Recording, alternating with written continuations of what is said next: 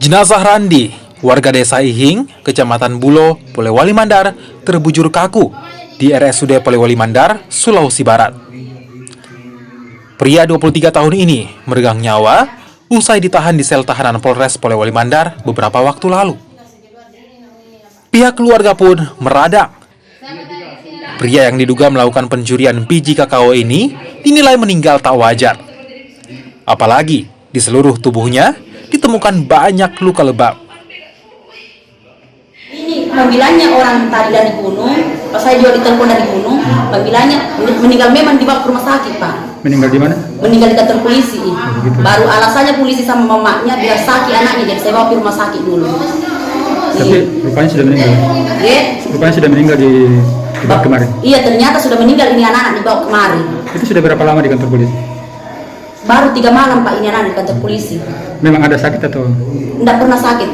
Tidak ada sakit-sakitnya ini anak. Kemarin ditangkap di Tapango, Pak, tidak ada sakit-sakitnya. Tidak ada luka-lukanya sedikit pun. Ditangkap di Tapango. Itu Polres yang tangkap? Iya. Polres yang tangkap? Iya, Polres Tapango. Sementara itu, pihak Polewali Mandar menyerahkan kasus tewasnya tahanan ini kepada Polda Sulawesi Barat. Propam Polda Sulawesi Barat melakukan penyelidikan dan memeriksa sedikitnya 20 polisi. Selain itu, Propam Polda Sulbar juga memeriksa dokter yang menangani korban saat dibawa ke rumah sakit. Tentunya ini kami profesionalitas kami berikan kepada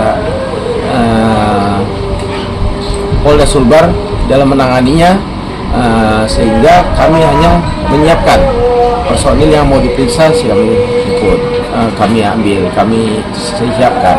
Tentunya semua kami tidak mau ada intervensi, semua bisa terbuka di sini melakukan pemeriksaan dan sampai saat ini masih berjalan. Pihak Polres Polban pun memastikan akan menindak tegas semua pihak yang terbukti melanggar hukum dalam kasus ini.